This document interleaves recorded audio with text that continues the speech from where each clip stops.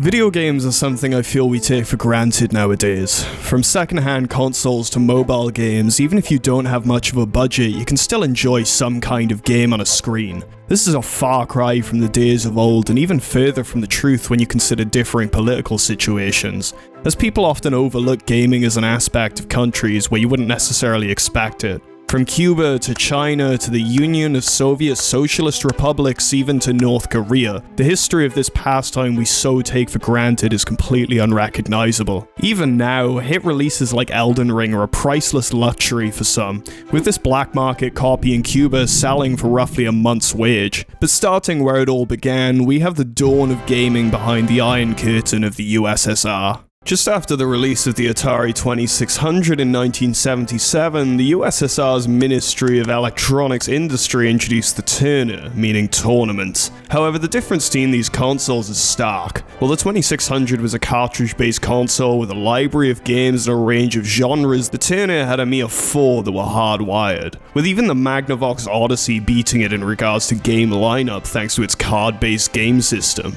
The console wasn't a success in the end, with the price being cut from 150 to 96 rubles in the 1980s, and manufacturing stopping outright in 1982. That didn't stop the company Electronica from manufacturing a plethora of clones of the Nintendo Game & Watch line in the 1980s, themed to the wolf from the Russian cartoon Nu Pogodi, or Just You Wait, among other things. Now, another console that shows up on these lists is the Dendy, but it was actually released in 1992 after the USSR had already fallen, so I won't be covering that in this video. All in all, the story of gaming in the USSR mainly lies in the PC gaming scene, with most of these games being made by solo enthusiasts and hobbyists. Now, the story of PCs in this time is an interesting one. There were systems built by legitimate manufacturers like Electronica with the Electronica 60, but a lot of PCs were homemade, with instructions coming from magazines where you have to find the parts yourself. This movement of hyper-local, homemade games led to some incredibly interesting concepts. The one you've definitely heard of is Tetris, being developed in 1984 by Alexei Pajitnov on the Electronica 60 while he was working for the Computer Center of the Soviet Academy of Sciences. He initially made the game for fun, inspired by the woodblock puzzle game Pentaminos, but after others started playing and enjoying the game, it quickly spread across Moscow through copied floppy disks. Eventually, the game would be licensed to US and UK distributors, and the rest is history.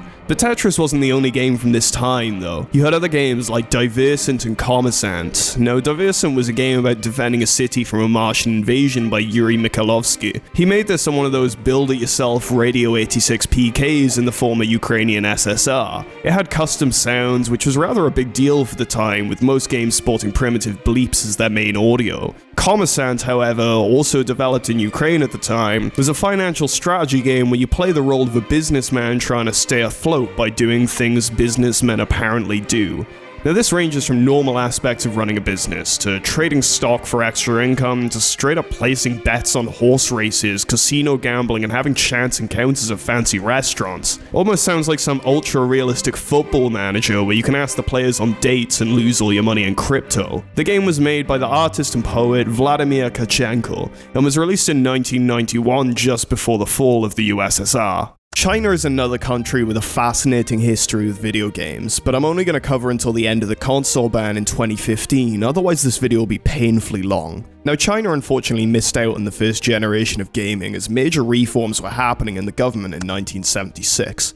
But after the video game crash of 1983, business started to pick up. You see, when the Famicom was released, Japan sold units to China, but due to a 130% import tariff on hardware and games, few companies actually carried out with the importation. This created a high demand, but barely any real Famicoms to help ease the market. Now, this directly created a console grey market of cloned systems, and thus popularity of video games grew. However, with the growth of this popularity, the government became ever more concerned about the fears of video game addiction. Both video game popularity and the fears of addiction grew exponentially after 1990. And by 2000, China passed a ban on the import and sale of video game consoles and arcade machines, with heavy restrictions on internet cafes and existing arcades. Fortunately, this ban wasn't absolute.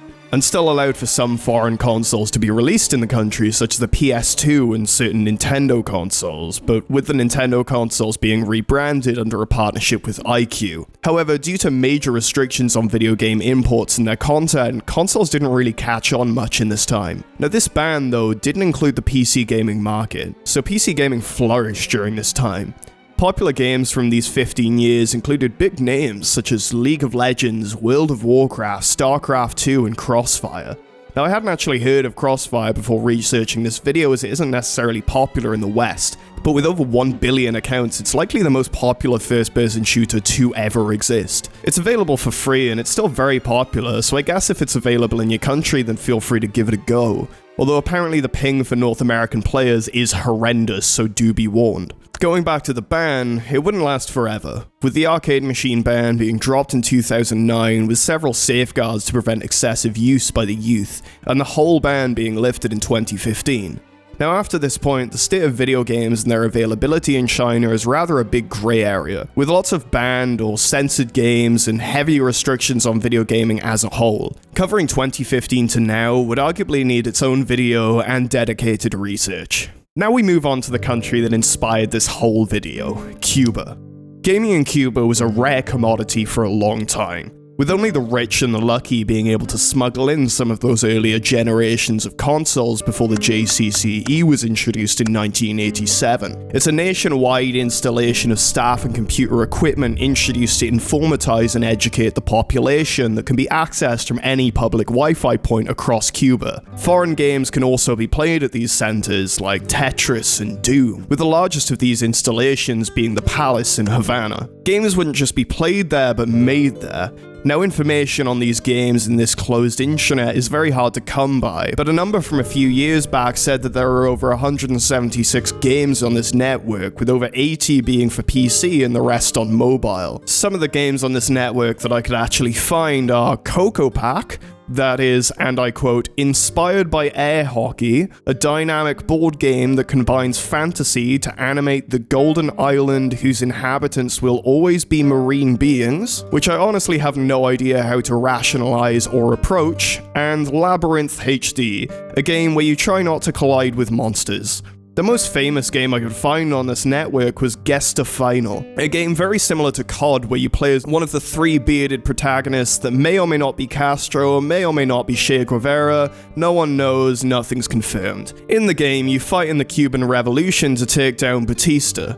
Despite the game being made in 2013, the graphics are more akin to the old Medal of Honor games, with the gameplay apparently being very janky and weird. Still though, it's an actual game as opposed to some of the others that will be mentioned in this video. Now, gaming outside of the JCCE centers is a tricky one, as private internet in Cuba was only legalized in 2019, and public internet in 2016 through internet parks. And on top of that, consoles and gaming PCs aren't really something you can just buy. They more often than not have to be smuggled in, only to be sold on the black market at an insane price. The people with PCs, however, usually have Frankenstein PCs with outdated parts and a library of pirated games. If you're fortunate enough to be one of the few with a gaming console, then you'll have to pay roughly a month's salary for new releases. If you don't have either, there are 3D cinemas. These are essentially underground gaming cafes, being illegal for a long time with no clear information on how long they've been around. They were actually legalized for a period of time, but were then banned again. These are prime spots for game tournaments and competitions, bringing the gaming community together in Cuba. On that note though, the government does embrace this community from time to time, such as the time the Cuban government hosted a national Dota tournament of all things at their JCCE clubs across the country. Now Dota, due to its low hardware and bandwidth requirements, is actually kind of a big deal in Cuba. Not only was there an official government tournament, but extra official tournaments happen at these 3D cinemas quite regularly. Now, as far as games made in Cuba go, that's more or less it, with every game being made in these JCCE clubs being under government control. Except one. There is in fact a Cuban indie game released in 2022, funded by Indiegogo, that was made independently of these JCCE centers, and thus free from government control and oversight. The game was released publicly on Steam and actually has some good reviews. Now, these last two countries that I'm about to talk about are on absolute opposite ends of the spectrum. First, we have North Korea. Now, this section is going to be rather short, as information on this topic is sparse, to say the absolute least. Now, apparently video games likely caught on around 1990, when consoles were brought in from China through the border, with Mario supposedly being very popular. It's said that there are also rooms, similar to Cuba, where people set up a space with multiple TVs and consoles and rent per head per hour. The only officially released game I can find is Pyongyang Racer, a propaganda game made to help tourism, and the only officially released console I can find is the Moran Bong, a clone of a Chinese console that's a clone of the Wii. Now, honestly, instead of attempting to do this information justice, I'll instead recommend that you watch the Linus Tech Tips video on the console, as he also talks about Pyongyang Racer, and the video is very thorough. But not before I tell you about Vietnam. Now, Vietnam, as I feel many keep forgetting, is actually still a communist country. However, as far as I can find, Vietnam never really had the same restrictions as the other countries on this list, and thus developed a pretty straightforward gaming scene for a Southeast Asian country, with cyber cafes being very popular and a few internationally released games coming from the country, like 7554, a first-person shooter where you fight in the Franco-Vietnam War that actually looks pretty decent. There's also Flappy Bird, which I didn't realize was Vietnamese, but there you go. Now, in conclusion, it's pretty fascinating that regardless of the restrictions put on a population, even if they're as heavy as North Korea or the peak of the USSR, people still seem to find a way of enjoying playing video games. I don't think I'll quite take it for granted anymore, as I really do feel I have it lucky sitting here with good internet and a fat Steam library, half of which are unplayed games that people just gifted to me as jokes. But here we are.